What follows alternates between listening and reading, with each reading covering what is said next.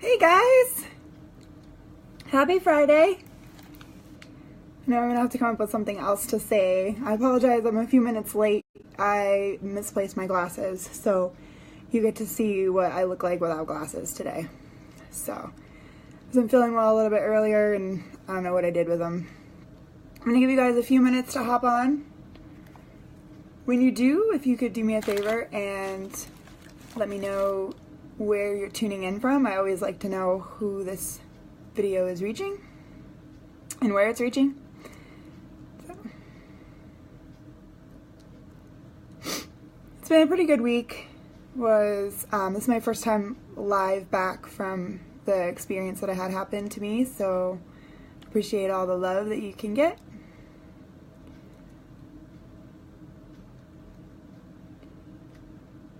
So as I'm just kind of giving people a few minutes to sign on. I'm going to go ahead and introduce myself.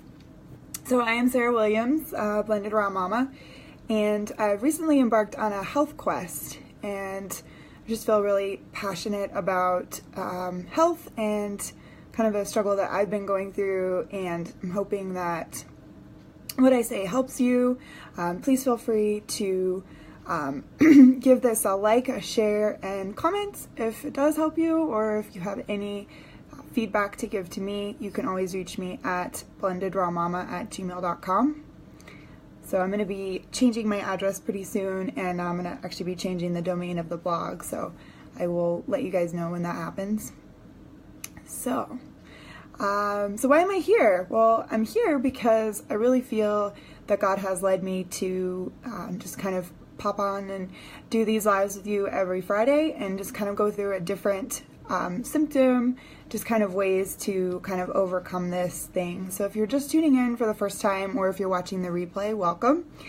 So again, I'm Sarah Williams, and we're going to be talking today about Candida overgrowth. Just give you a little bit of a background.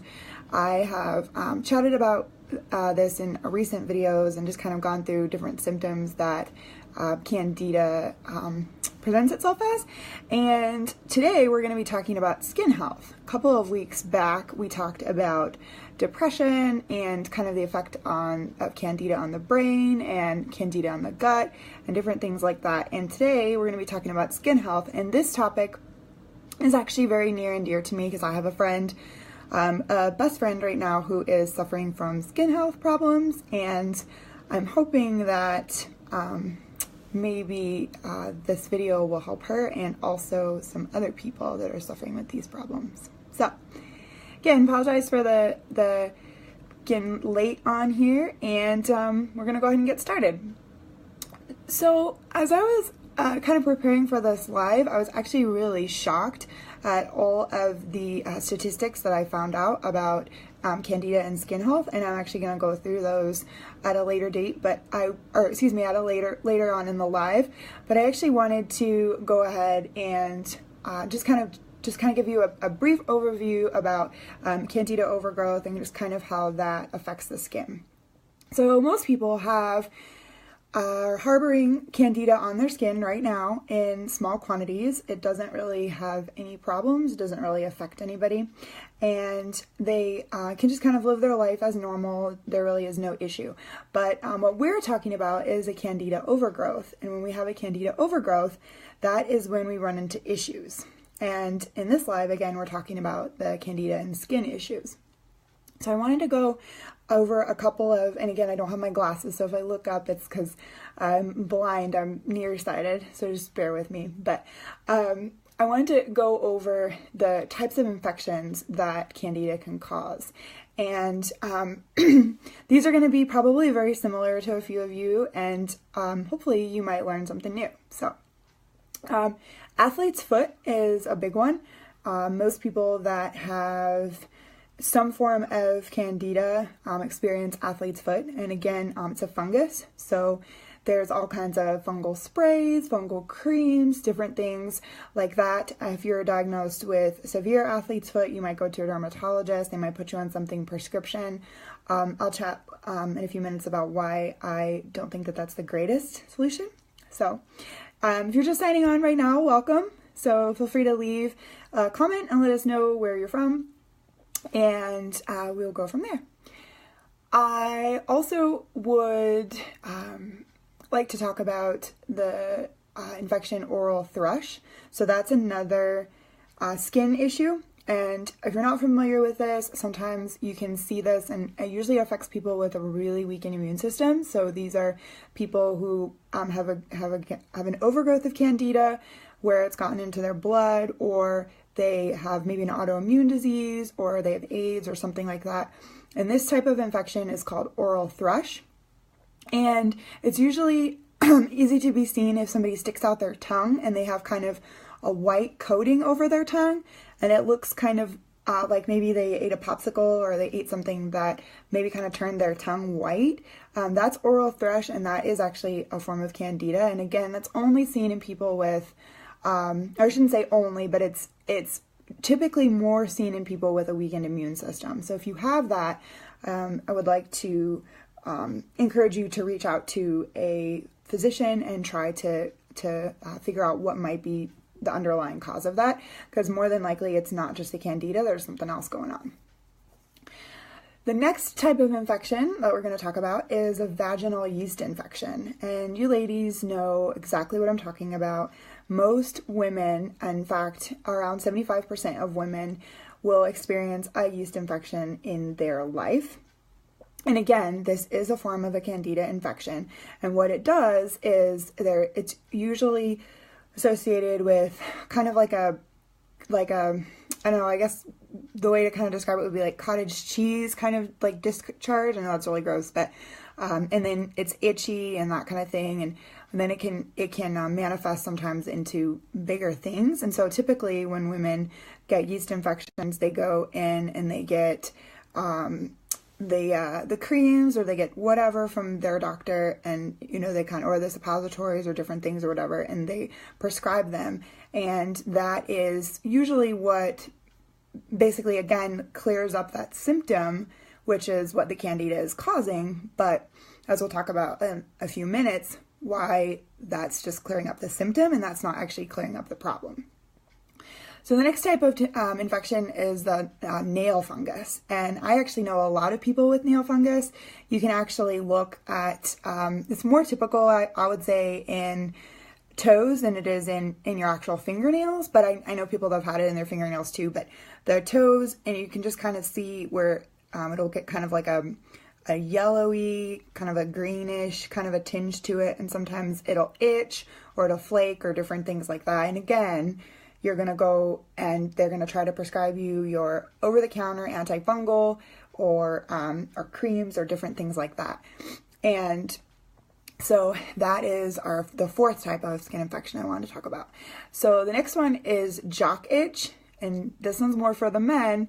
It's typically seen in like in the groin and kind of the like lower pelvis area.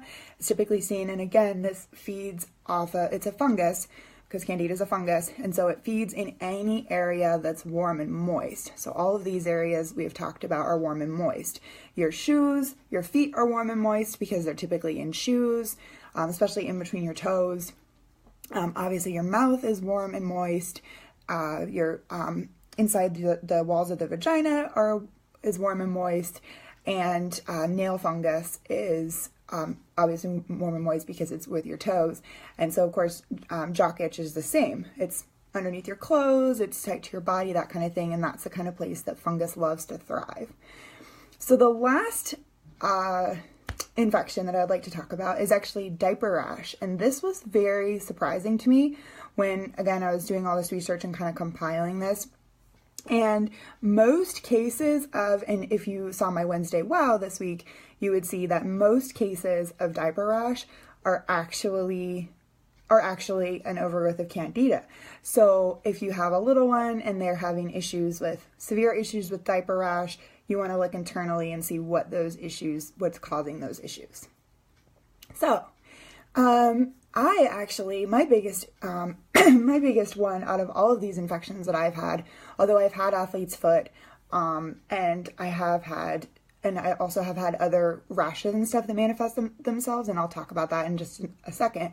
But mine was the yeast infections. I would get horrible yeast infections. And I would go to the doctor and they would again prescribe me the cream or the suppository or whatnot. And when I would get my kind of well woman exam, my gynecological exam, it got to the point where she said, you don't have a yeast infection, you just have an overgrowth of yeast, which again, that's what Candida is an overgrowth of, or Candida overgrowth is an overgrowth of yeast or the bad bacteria. So I was a little agitated now looking back that they knew that I had an overgrowth of yeast then, and they didn't really do anything about it. They just prescribed me, again, those antifungals. And I don't begrudge the health professionals. I know that they're doing what they've been taught. And so please don't think that. I just know that they've been trained to treat the symptoms and not look at what's going on in the system that's making that happen. So I would suffer with horrible yeast infections. And I mean, I think I had, probably like 5 or 6 of them once in the course of a year. And I was also on birth control.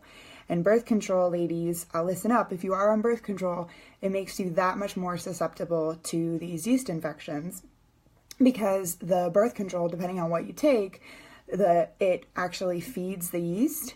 And so I know, so we think that it's helping us, but it's actually not. And so I just wanted to give a shout out to people, women, if you're suffering with yeast infection, a vaginal yeast infection, maybe go ahead and look at what might be causing that and look into the birth control.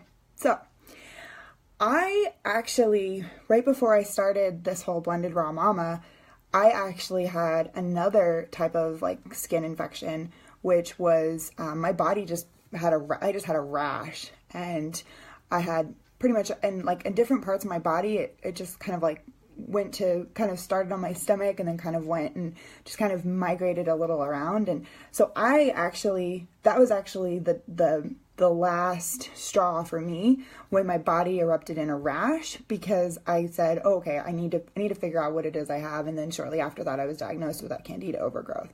So the rash I'm actually really grateful for the rash, because if the rash would have never come, I might not have ever been diagnosed with what I actually have. So I'm really, really grateful for that. So what to do if you're suffering with any of these symptoms of Candida? I know it can be a little overwhelming, especially if you're listening to this and you have one of these symptoms of these skin infections. And not to worry, your body is very capable of healing itself under the right conditions, and just making sure that you provide what is necessary so that your body can do the work to heal itself. And I would highly recommend, if you have any of these issues, that you look internally. So you think about what's causing these issues. And again, if we go back to Candida and we go back to the neurotoxin that it produces and all of this different stuff, your body is manifesting these skin infections as a form of a response to something that is wrong. So if you can kind of think about your skin as this warning sign, danger, danger, danger, that something is actually going on in your body. And if you remember a couple of, I think it was 3 weeks ago when I was on my Wednesday wow, I put a post up that your skin is actually the largest organ in your body, and it can tell a lot about your overall health. So if your skin is freaking out, it's going to be kind of saying, hey, this is kind of a preemptive sign that something's not going well. More often than not, you don't find a healthy body without healthy skin. If your skin is not doing well, then you can kind of look internally and see, okay, what's going on with that? So my suggestion is, if you are experiencing any of these problems, you want to start immediately on an anti-inflammatory diet. So you want to cut out the things that could possibly be causing the inflammation. So possible causes of inflammation are gluten. Gluten's a big one.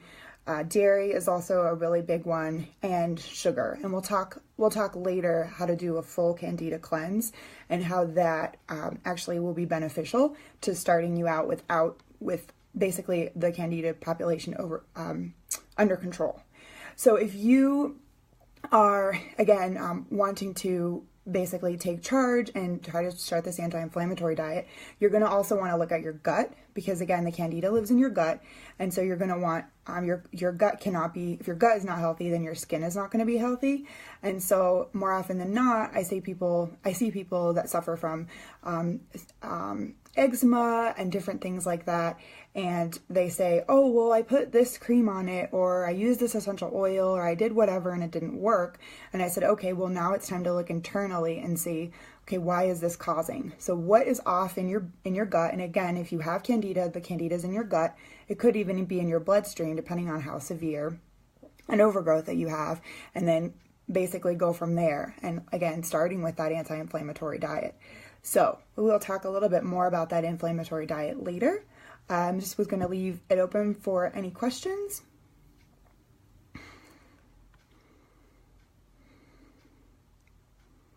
So it was really great chatting with you guys today. I hope you found this informational. If you could do me a favor, like, share, and comment so that other people can be blessed by this video, I would so appreciate it. Okay, I love you guys. I'm praying for you, and I will see you next week. Bye.